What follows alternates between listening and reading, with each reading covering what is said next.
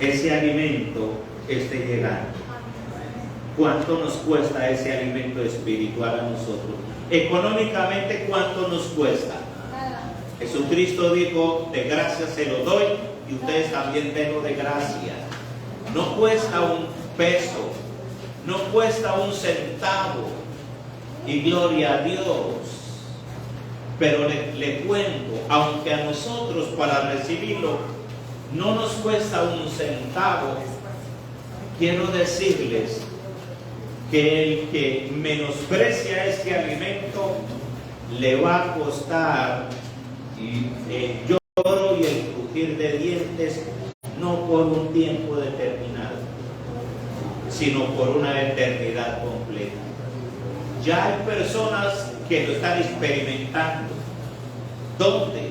Pues que han muerto menospreciando este alimento espiritual. Y ellos quisieran, al menos por un instante, volver otra vez a estar en este planeta Tierra. Y le pedirían a mi Señor, déjame estar en este planeta Tierra y no le pido nada de comodidades, no le pido nada en esta tierra, solamente déjame estar vivo, no interesa cómo esté vivo, pero entonces que esté vivo, para aprovechar esa palabra que solo dice las Sagradas Escrituras. Y alabado sea el Dios de los cielos por esto. Yo quiero que usted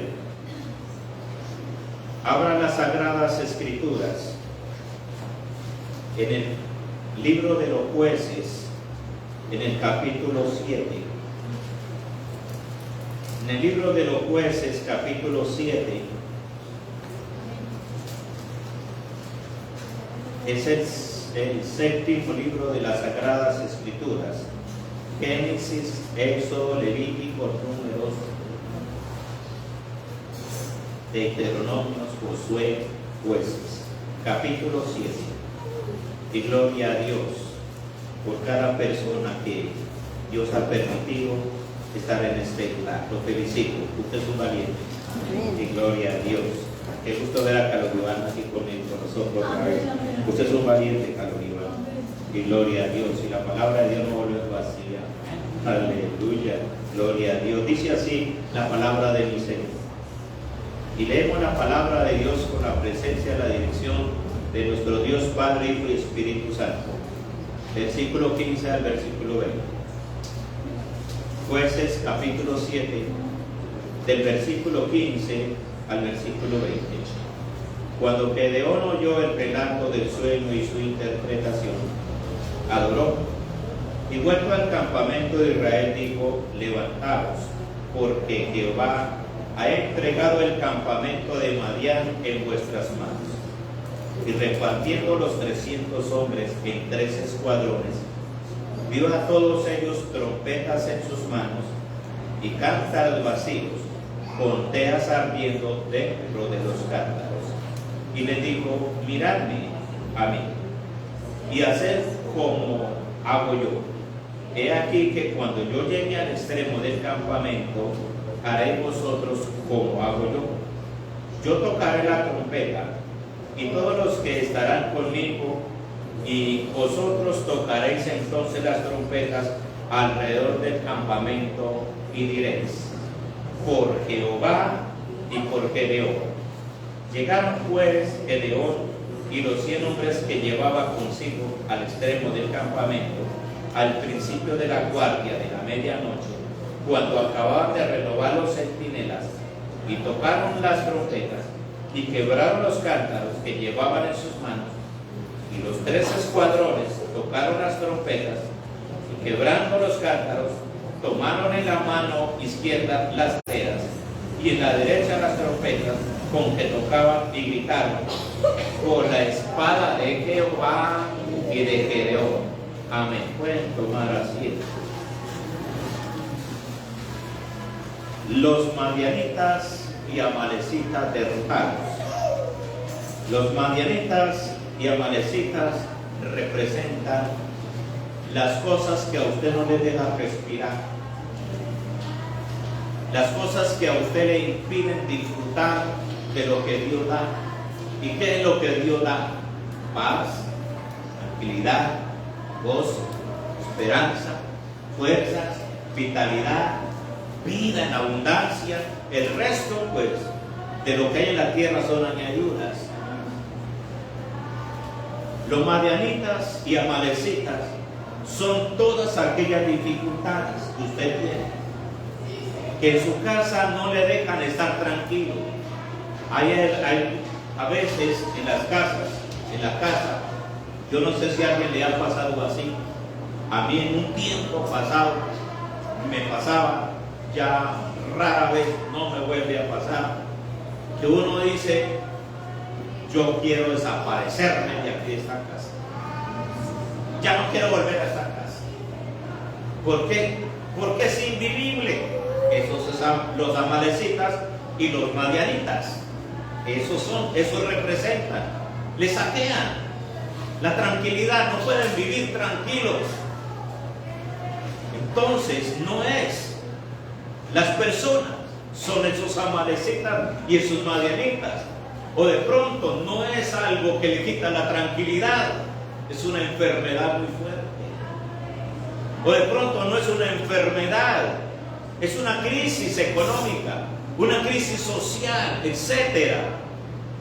Los madianitas en los tiempos del pueblo de Israel, en los tiempos que existió Gedeón como juez de Israel, gobernador de Israel por un tiempo, ellos tenían algo en particular. Eran enemigos del pueblo de Israel. Y fuera de ser enemigos, eran de esas bandas, todos esos eran las bandas saqueadores. Eran casi igual o parecido o más todavía, como cuando en unos años aquí en Colombia, corticos años, hubieron paros armados, paros en diferentes lugares, y en esos paros se aprovechaban los desadaptados, porque esa no es otra, y comenzaban a arrasar con almacenes, rompían las puertas, los cerrojos, saqueaban, entraban y sacaban lo que era algo así. Eran los amalecitas. Esperaban que el pueblo de Israel labrara la tierra y después esperaban que esa labranza diera fruto, y no tan solamente que diera fruto, sino que esperaban que ese fruto fuese procesado, y cuando ya tenían la idea que estaba el producto procesado, entonces llegaban y arrasaban con todo. Quedaba el pueblo de Israel en una pobreza, en una situación muy difícil que les provocaba ponerse en a llorar, en otras palabras. Así era, eso eran los amalecitas.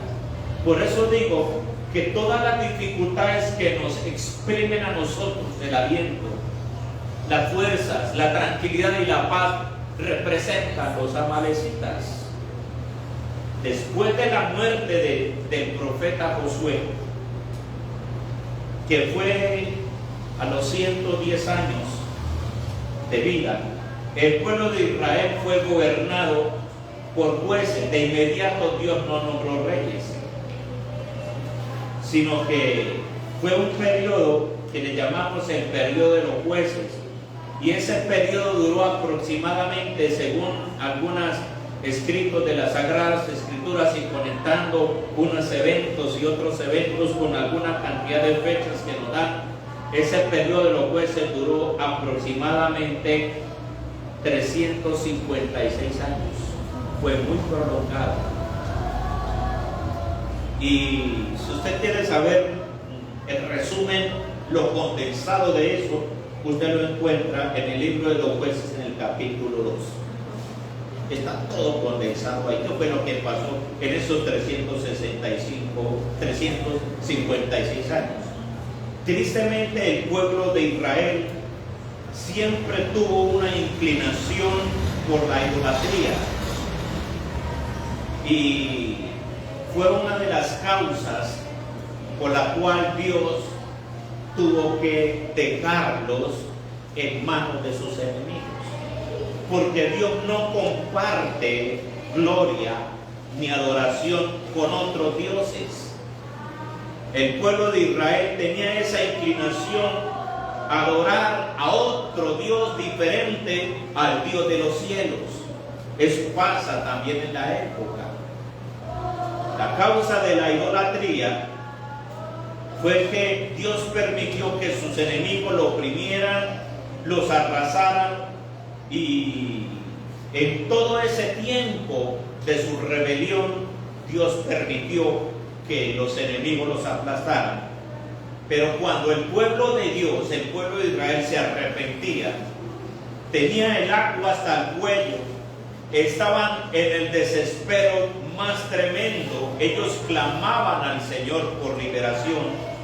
Entonces Dios siempre levantaba a alguien del mismo pueblo como juez, como gobernador, para traer salvación de los enemigos, y Dios lo respaldaba. A ese que Dios colocaba, Dios lo respaldaba grandemente.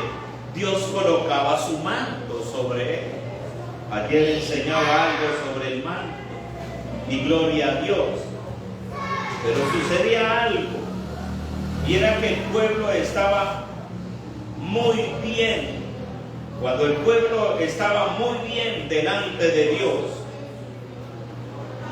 era únicamente cuando esa persona que Dios había colocado vivía. El pueblo estaba bien delante de Dios mientras que ese personaje que Dios colocaba ahí estaba vivo. Y en ese tiempo en que el pueblo vivía bien delante de Dios, Dios los respaldaba, Dios los bendecía, Dios los volvía a multiplicar, Dios los colocaba como su pueblo aquí en la tierra, y nadie podía enfrentarlos a ellos. Los enemigos eran sujetados por Dios mismo para que no fuesen causa de destrucción a su pueblo. Pero cuando esa persona fallecía, ese juez moría, entonces el pueblo se descarriaba y volvía otra vez a la idolatría. Eran bien inclinados a ser idólatras, entonces Dios les retiraba la protección, les retiraba el manto, y eran presa muy fácil de sus enemigos. En una de esas ocasiones que estoy hablando, que eso fue muchas ocasiones, 356 años, cuando el pueblo estaba hastiado y no al borde del desespero, ya estaban desesperados. ¿Cuántos habían fallecido? ¿Cuántos habían muerto? En un desespero tremendo, por dos enemigos muy malos, los madianitas y los amalecitas. Entonces el pueblo, en ese tiempo que me estoy refiriendo, clamó a Dios por la intervención, por su ayuda, y fue cuando Dios llamó a Gedeón para traerle salvación.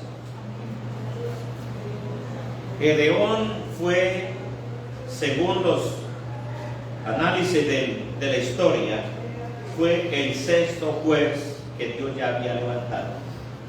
Ahora, a cada libertador que Dios levantaba, le era dado por Dios una estrategia de guerra.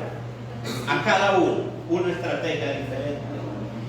Usted lea, hay algunos que dan algunos pormenores, otros simplemente gobernó tantos días y después siguió el otro, etc. Pero en los que da detalles, a cada uno de esos gobernadores, de esos jueces, Dios le daba una estrategia de guerra.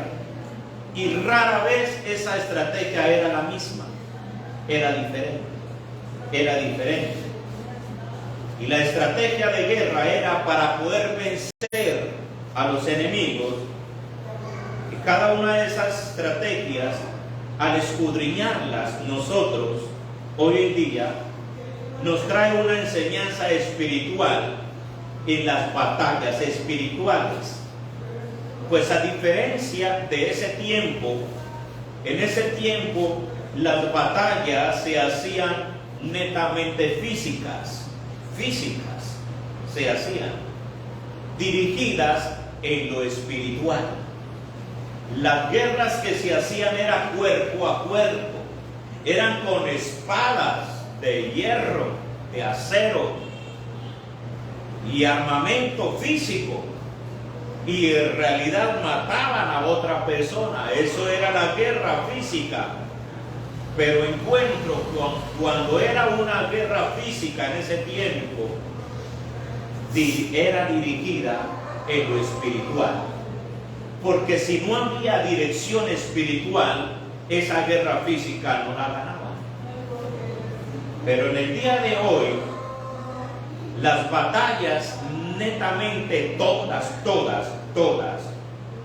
batallas y todas las guerras que nosotros tenemos, porque aún todavía estamos enfrentando guerras, hay batallas. Como pueblo de Dios hay batallas, y yo creo que las batallas son más intensas todavía, pero esas batallas no son físicas, son netamente espirituales, pero aún siguen siendo dirigidas en lo espiritual. Dios sigue dirigiendo esas batallas todavía. Esto es lo que nos enseñan las Sagradas Escrituras, cuando a través del apóstol Pablo, en el libro de los Efesios, en el capítulo 6, en el versículo 12, Dios nos dice: porque no tenemos lucha contra sangre y carne, sino contra principados, contra potestades, contra gobernadores de las tinieblas de este siglo y contra huestes espirituales del maldad en las regiones celestes. En la batalla contra los madianitas y los amalecitas encontramos una estrategia de guerra que Dios le dio. Y cada una de esas estrategias de guerra para nosotros es un tesoro, es un botín. Son unas joyas, porque a nosotros meternos en cada una de esas estrategias nos está dejando a nosotros una luz, un entendimiento, unos ojos abiertos para saber cómo ganar las batallas netamente espirituales. En otras palabras, cada una de esas estrategias son para nosotros hoy en día una dirección espiritual, que si usted le pone cuidado, la atiende, la toma, se coloca esa parte de palabra en su vida, se alimenta con ella, estoy seguro que va a ganar cualquier batalla, de cualquier nivel, de cualquier categoría y cualquiera que sea el tiempo que dure esa batalla, usted la va a ganar. Y gloria a Dios.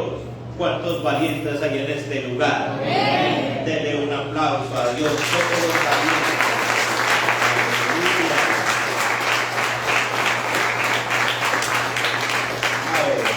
Voy al versículo 16 en el libro de Jueces, capítulo 7. Miren la estrategia de guerra, de cómo Dios le dio esa estrategia de guerra.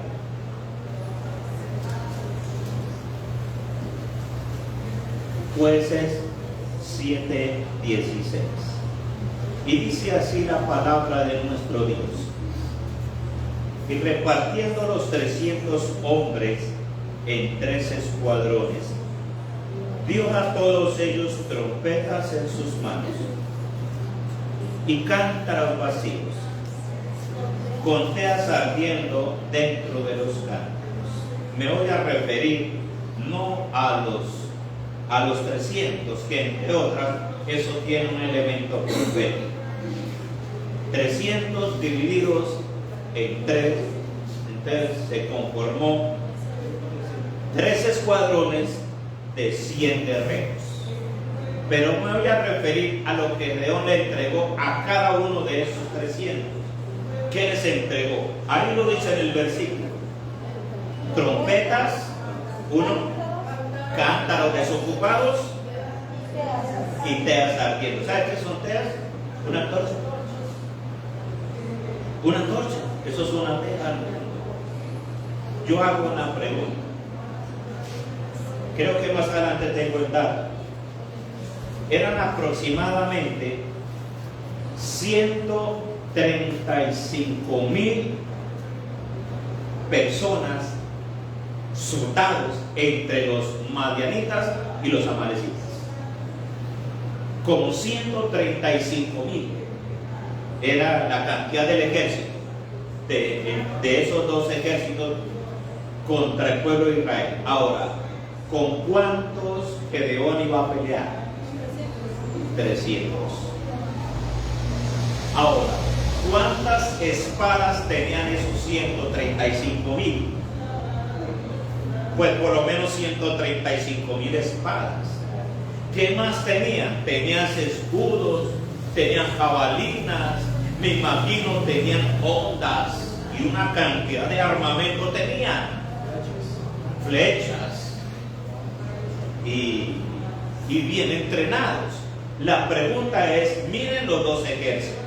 El ejército de Gedeón por un lado y por el otro lado, miren el ejército de los madianitas y amalecitas. ¿Cuáles eran las armas más efectivas? Me refiero en el culto físico. ¿Cuáles eran las armas más efectivas? Los de los madianitas. ¿A quién se le puede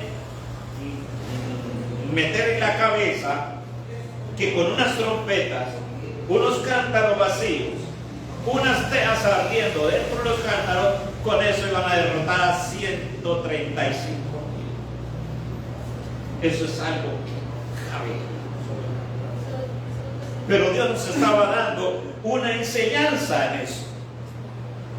Para nosotros poder ahora, ¿quiénes somos nosotros? Humanamente hablando, nosotros somos unos guerreros de Dios. Amén.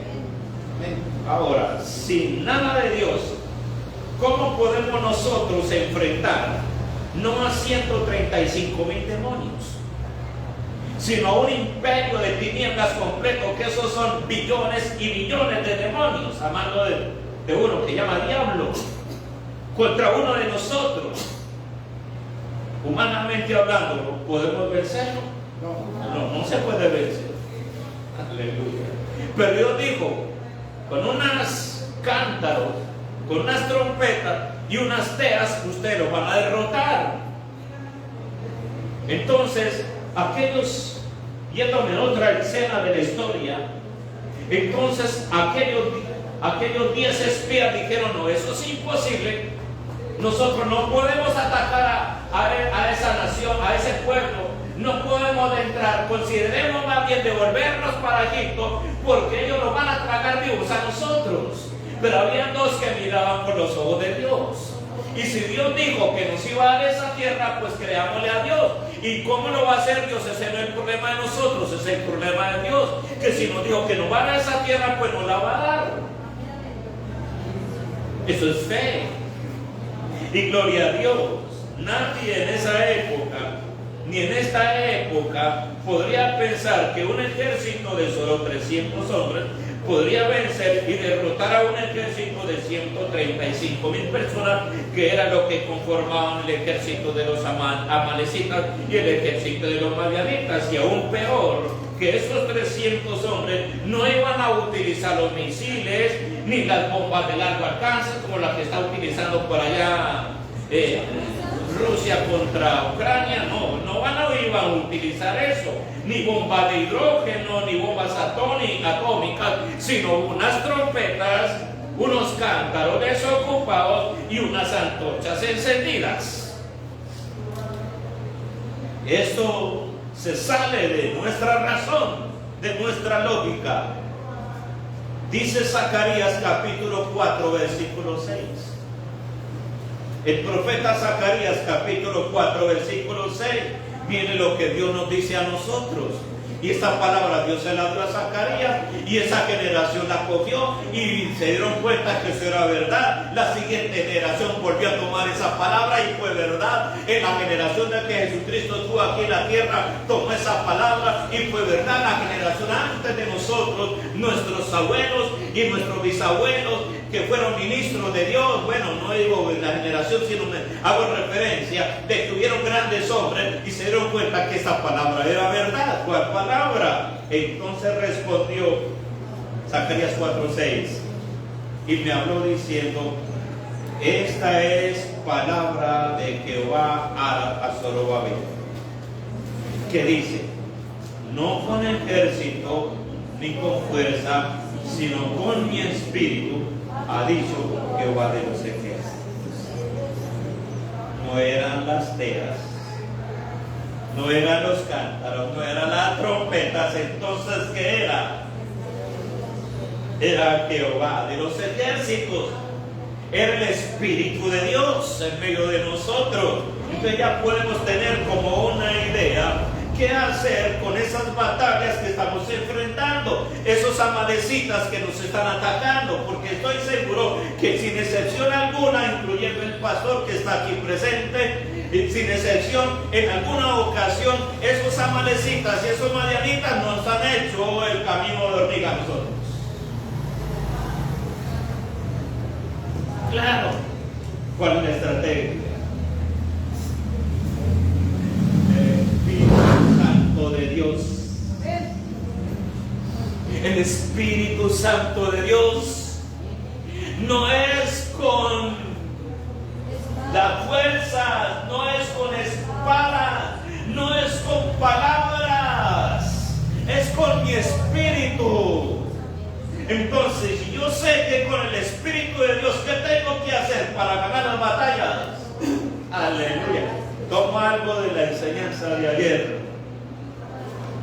Ser un vaso para que ese poder se derrame sobre mí.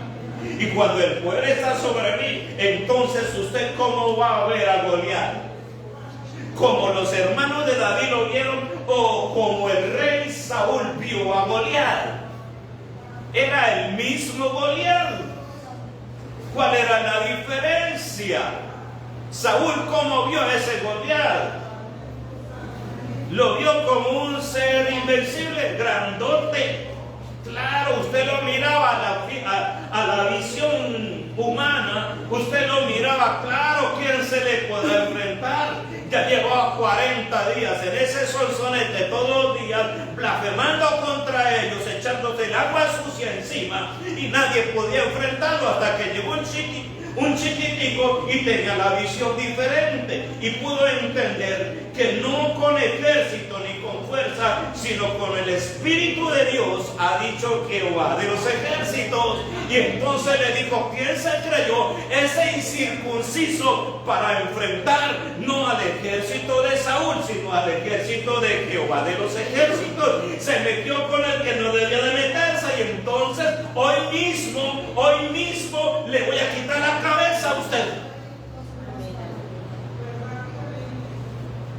¿Qué tenía David? El Espíritu de Dios. Aleluya. ¿Qué necesitamos usted y yo para derrotar a esos amalecitas y esos madianitas? El manto de Dios, el poder de Dios, el Espíritu Santo.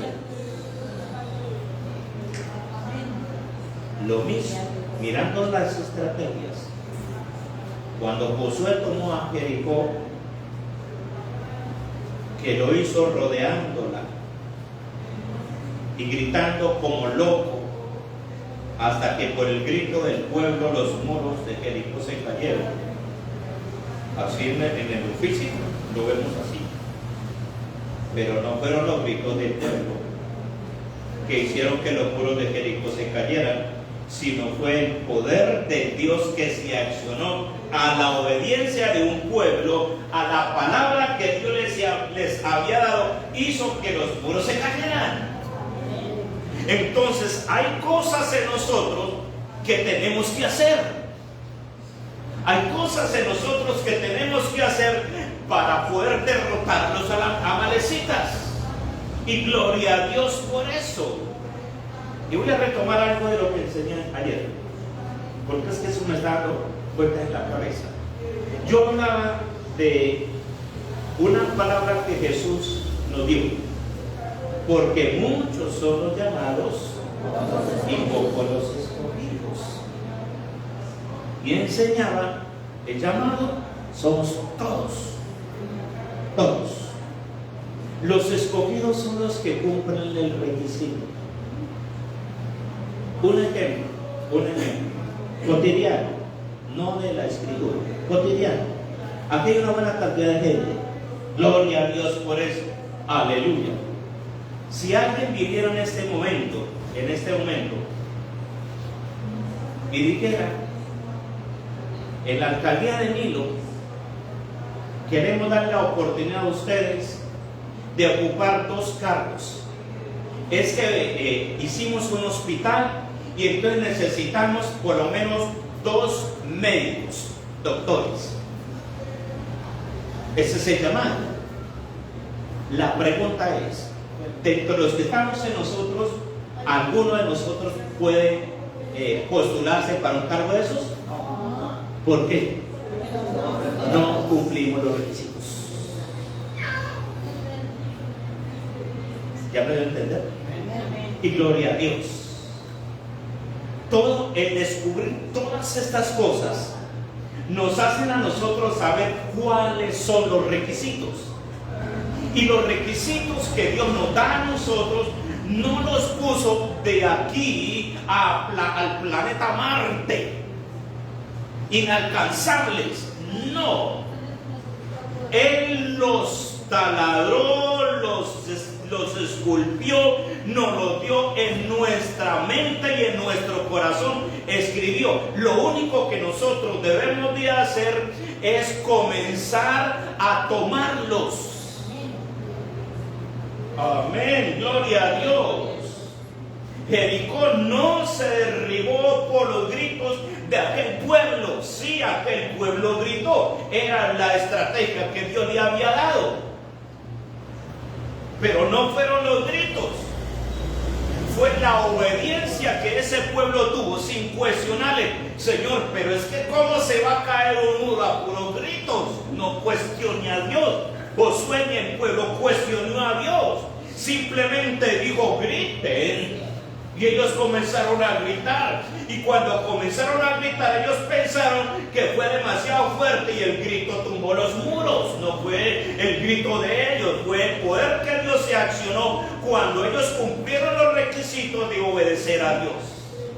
Aleluya. Denle un aplauso a Dios.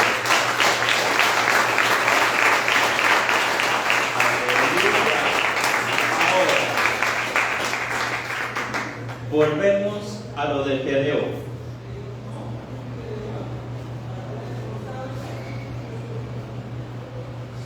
No fueron las trompetas, no fueron los cántaros vacíos, tampoco fueron unas teas o unas antorchas encendidas que le dieron la victoria a 300 hombres contra 135,000. Fue con el poder de Dios que se accionó al obedecer a la palabra de Dios sin cuestionarla. Pero si estas trompetas, esos cántaros vacíos y esas 3 antorchas encendidas tienen para hoy elementos proféticos y tienen una revelación para poder hacerle frente no a 135,000 amalecitas, sino todo a un imperio de tinieblas que tiene millones y millones y millones de demonios amando del mismo diablo, atacándonos constantemente. Esos 3 elementos, las trompetas, ¿Qué más? Los cántaros vacíos y las teas ardiendo tienen un elemento profético para nosotros.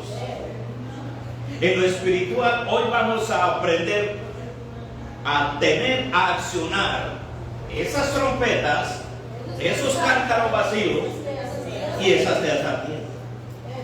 Y gloria a Dios. Aleluya. Las trompetas. Las trompetas representan la palabra de Dios puesta en nuestra boca para intimidar al rey de las tinieblas. Trompetas, atalayas. Si usted lee espectacularmente, Moisés fue el único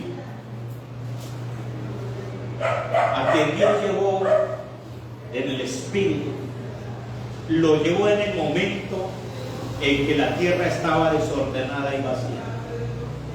Lo llevó en ese momento. Y él vio cuando el Espíritu de Dios se movía sobre la faz de toda esta tierra desorganizada. Era un desorden, era un caos. Había de todo menos vida. Y él narra cómo Dios comenzó a emitir palabra. Sea la luz. Él escuchó cuando el Dios omnipotente con su palabra dijo, sea la luz. Y cuando él escuchó esa voz, sea la luz, él comenzó a darse cuenta que donde no había luz comenzó a crearse la luz. Y después de que estaba la luz dentro de las mismas tinieblas, yo lo entiendo, pero estaban en el mismo lugar, escuchó otra palabra: sepárense la luz de las tinieblas. Y él se dio cuenta como una separación de las dos cosas. Palabra de Dios, y así consecutivamente. Ahora usted se imagina al profeta Ezequiel. Vaya usted a ese punto, Ezequiel 37. Como Dios le dijo a Ezequiel, profetiza. ¿Y qué es profetizar? Trompeta. Esa es la trompeta. Ezequiel suelta la palabra. ¿Qué tengo que decir? Y entonces, si le va a escuchar, él iba escuchando, iba a soltar. Y cuando él soltaba la palabra, le decía: huesos secos, oíd palabra de Jehová. Júntense uno con el otro, búsquense hueso por hueso. Y cuando él soltaba esa palabra, él escuchaba y veía cómo los huesos en un desespero buscaban el acomodo el uno del otro. Y después de que estaban los huesos, él ordenó por palabra de Dios que se creara carne, tendones, tejidos. Y él se dio cuenta cómo se formaban los cuerpos. Era algo espectacular. Eso es la trompeta, la palabra de Dios puesta en nuestra boca. Aleluya. Por eso es que nosotros no podemos callar. Decía al principio que el Evangelio está siendo predicado como señal de última señal de las que Jesucristo menciona antes de su venida. El Evangelio no puede dejar de predicarse. Aleluya. El hecho de ser una trompeta es una palabra que tiene que hacerse escuchar. Fíjese, no es lo mismo hablar la palabra con nuestra boca, me voy a ese punto, a hacerla escuchar por una trompeta. Si usted analiza el sonido de una trompeta, el sonido de una trompeta es fuerte y agudo. Agudo. Aquí no tenemos instrumentos musicales. En cualquier momento van a ver. Aleluya. Decía yo, en cualquier momento tendremos un templo. Y hay templo. Gloria a Dios. En cualquier momento tendremos un cielo raso. Hoy está el cielo raso. En cualquier momento tendremos los pisos. Y yo están los pisos, etcétera. Algún día van a estar los instrumentos. Usted ponga instrumentos aquí, una organeta. Por más amplificador, no va a llegar como el tono de una trompeta. Una trompeta no necesita un amplificador. Sola, y eso se escucha en cantidad de kilómetros.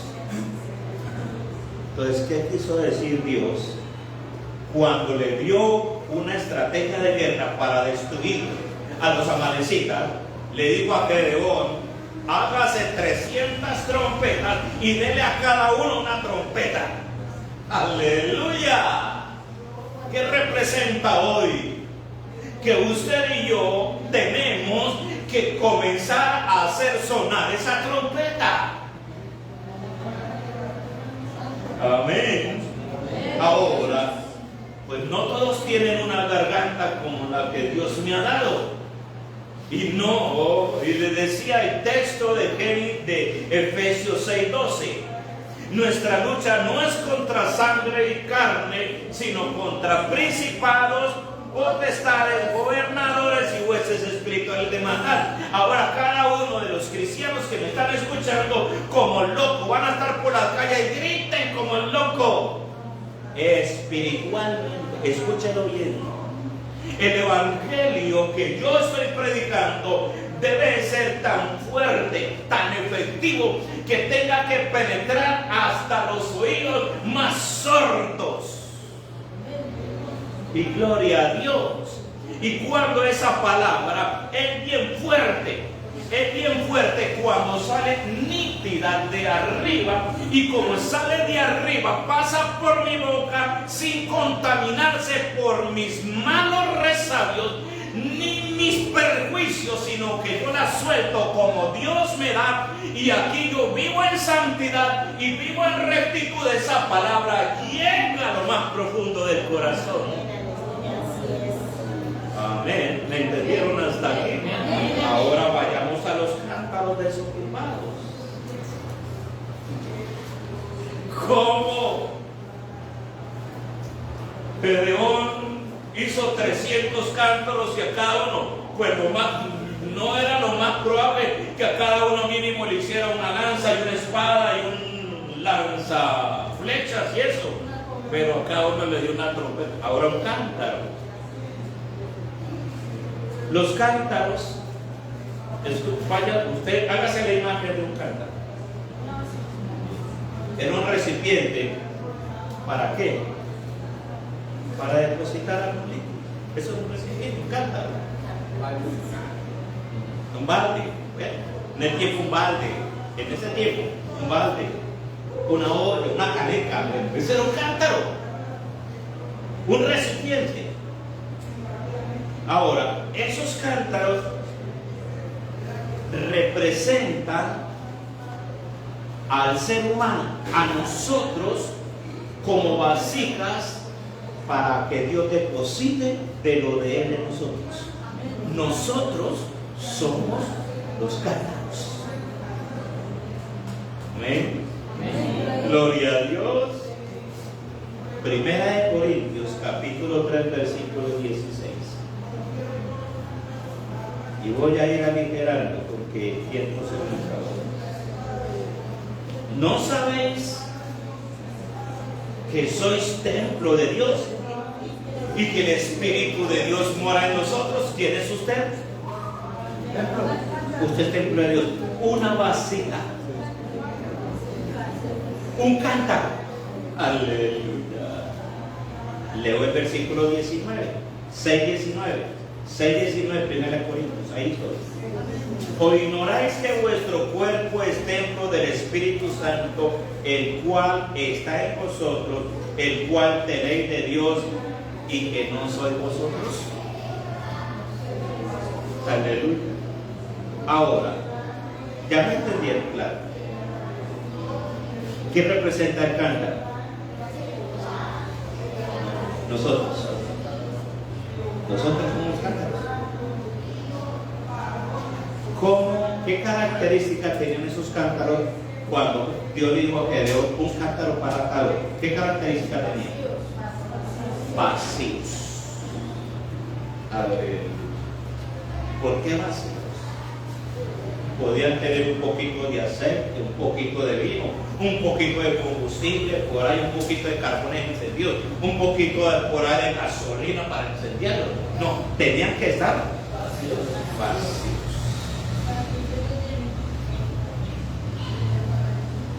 Nosotros tenemos que desocuparnos de todo cuanto es de nosotros mismos. Escuchen. Nosotros obligadamente, para que ese cántaro sirva para destruir a los 135,000 amalecitas y madianitas, para que ese cántaro, su vida entera, sirva para destruir a todo el imperio de las tinieblas, ¿cómo debe estar ese cántaro? Desocupado de todo lo que es de nosotros y de todo lo que de este mundo es. Aleluya. Gloria a Dios. Que Dios está fluyendo en este lugar. Dios no puede compartir un recipiente con otros. Los que manejan por ahí la finca, por ahí hay alguien que maneja fincas. ¿Qué hacen si quieren empacar la leche en una botella? Vacía ahí, limpia, porque la leche es delicada. ¿Qué tal si de pronto dejó un punchito por ahí de algo? Dios no quiere perder su riqueza. Entonces ahora entendemos por qué Dios no me llena. Por más que yo le diga, lléname, y aplico la palabra de Él. Señor, tú dices que lo que yo le pido, Señor, que me llenes, y no me llenó. ¿Sabe por qué? Usted tiene que estar desocupado de todo lo que Él quiere. De resto, usted no sirve como recipiente de Dios. Y si no sirve como recipiente de Dios, usted no va a derrotar ni el demonio más debilucho que tenga el diablo. No puede. El demonio más debilucho que tenga el diablo, a usted lo va a coger de trapero, de escoba, de saco de boxeo y de esquite cuando se le dé la gana. ¿Por qué motivo? Desocúpese. Yo quiero que usted le diga a la persona que está al lado, desocúpese de todo. Miren esto. Oramos para que Dios nos dé fuerzas para superar las crisis, pero Dios nos está dando estrategias cómo destruirlas. Las teas o antorchas aquí. Una antorcha encendida, por lo menos vemos tres cosas en una antorcha. Imagínense usted una antorcha encendida acá. No la tengo como yo era aquí, no. Pero usted viene una antorcha encendida, que cada uno lo hemos visto, un mechero, cuando tiempos antiguos, mis papás pues de un tarro de lata le abría un hueco, le echaba petróleo y le metía una brecha, algo así, y arriba le encendía, y eso era ahí por lo menos veo tres cosas. Por lo menos veo tres cosas en una antorcha. Por lo menos veo tres cosas. Veo el recipiente, la antorcha en sí. Veo el combustible y veo el fuego. ¿Sí me entendió? Por lo menos tres cosas. Y todo eso, la antorcha, el combustible y el fuego, me representa a mí como cristiano o como creyente lleno del Espíritu Santo de Dios. Entonces, ¿qué representa la antorcha? El cristiano lleno del Espíritu Santo de Dios. Yo puedo tener la antorcha y le puedo tener el combustible, pero apagado no va a atemorizar al diablo. No alumbra. ¿Cómo tiene que estar la antorcha? Encendida. Entonces, usted mismo es una antorcha. Yo no sé cómo usted usa. ¿Cómo usted dice? Encendida. Encendida. Gloria a Dios. Denle un aplauso a Dios.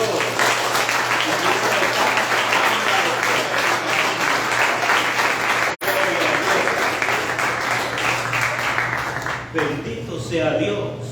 Y mire todos estos elementos. Sencillísimo, pero tiene una profundidad que si usted y yo tomamos esto y comenzamos a tener estos mínimos, estos tres elementos, no hay diablo que se le pueda enfrentar a usted.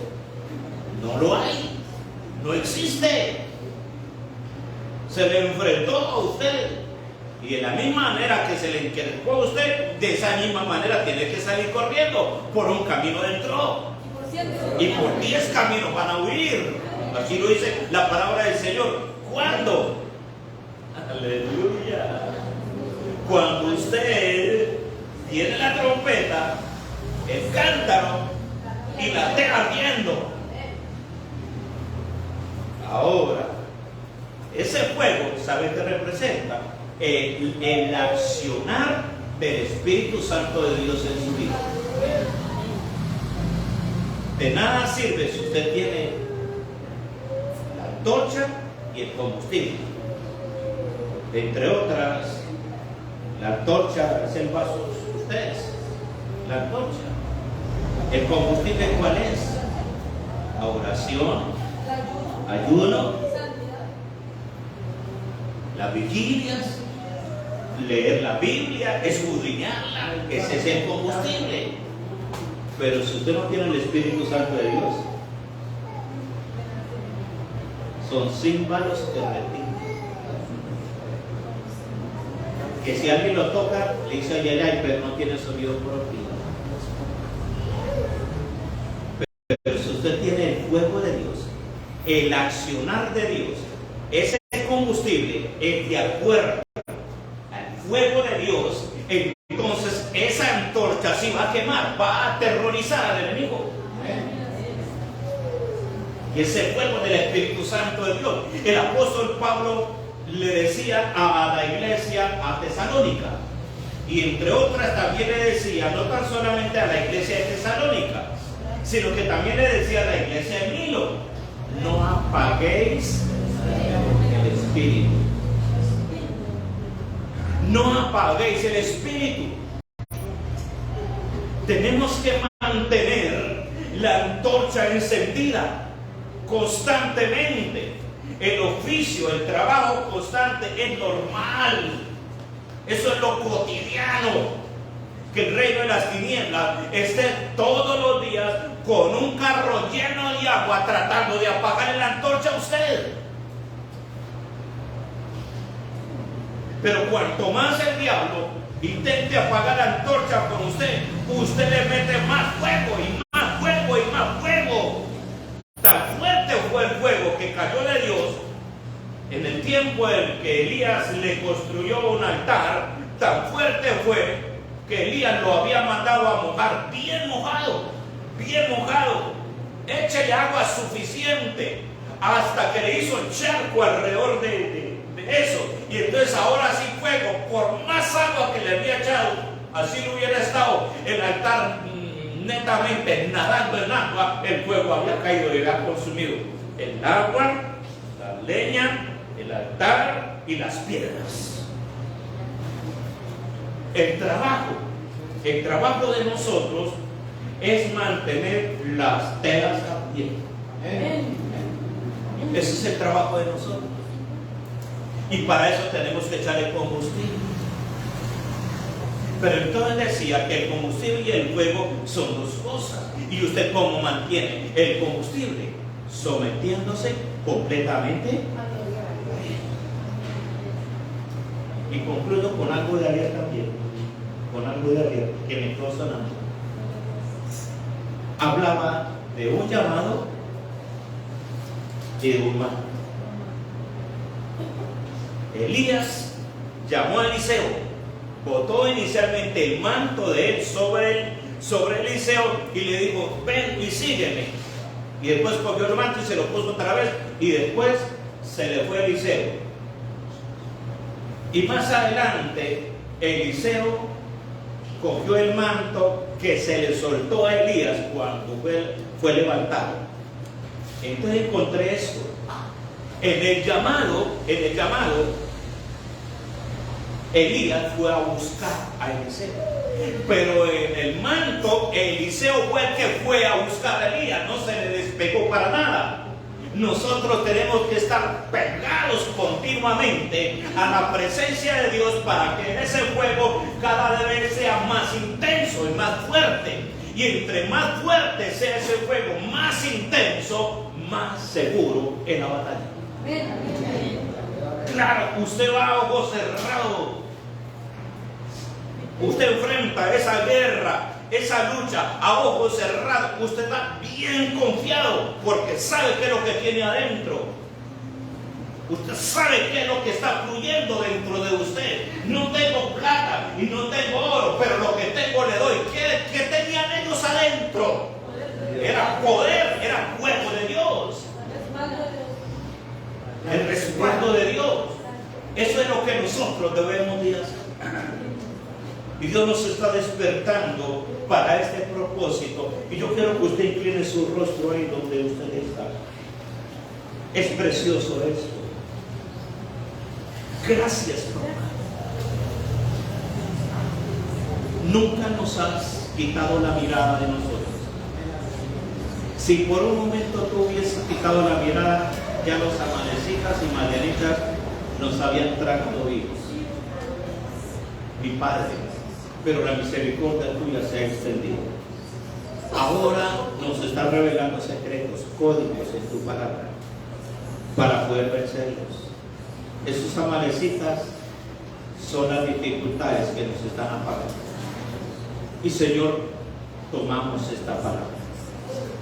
Tomamos esa estrategia de guerra, la que tú nos has dado, mi Padre de la gloria. Señor, proclamaremos tu palabra.